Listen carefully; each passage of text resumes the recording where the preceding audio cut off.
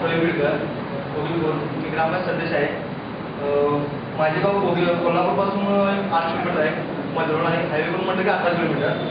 आमच्या गावामध्ये मंदिरे 5 आहेत. त्यामध्ये प्रामुख्याने म्हटलं तर आमचे मरवाई मंदिर, आणि हे म्हणजे की असं आहे की गाव आमचे पूर्णपणे 100% शाकाहारी आहे. गावामध्ये मांसाहार काही नाही. गावामध्ये जीवसंस्था आहेत 2. एक विठ्ठल संस्था, दुसरी म्हणजे आता महिलांची मरगाव महिला असे सोसायटी आहे.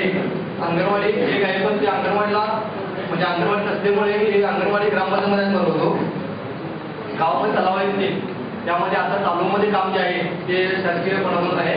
आणखी पहिला जुना तलाव जो आहे त्यामध्ये परमपूज्य पांडुरंग आठवले यांच्या कार्यक्रमातून माध्यमातून निर्मल हा तलाव झाला आहे.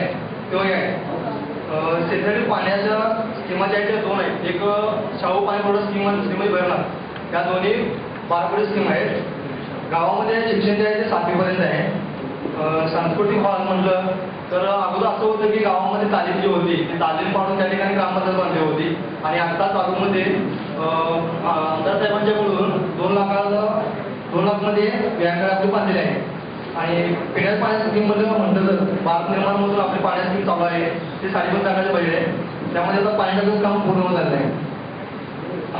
गाव तंटामुक्त आहे. गावामध्ये बोरवेलचं पाण्याची पातळी 60 फुटावर आहे. गावामध्ये जितके बोर आहेत जवळजवळ 20 ते 22 स्वतःच्या शेतीमालकी पंप जे आहेत ते 40 फुटावरून पाण्याची स्कीममध्ये पाणी भरपूर फुल आहे. जास्त करून 2.5 फुटापर्यंत पाणी चालते ते. प्रामुख्याने पीक म्हणलं तर भात होतं हायब्रिड. महिला बचत गावामध्ये आहे. त्यामध्ये आपल्या पाण्याची स्कीम काढली म्हटलं तर 1200 एकर जमीनमध्ये आपले 700 एकर जमीन जी आहे की आता सध्या चालू पीक ऊस पीक आहे. माझ्या गावची ही पुरुष माहिती. मी अगदी माझा ग्रामसेवक गावची लोकसंख्या 1120 होती. त्यापैकी महिलांची संख्या 610 आहे. म्हणजे पुरुषांच्या प्रमाणात महिलांच्या संख्या तसेच गाव निर्मल प्लस नाही राबवले जात आहे. निर्मल प्लस जास्तीत जास्त स्वच्छतेवर काम केलं जातं.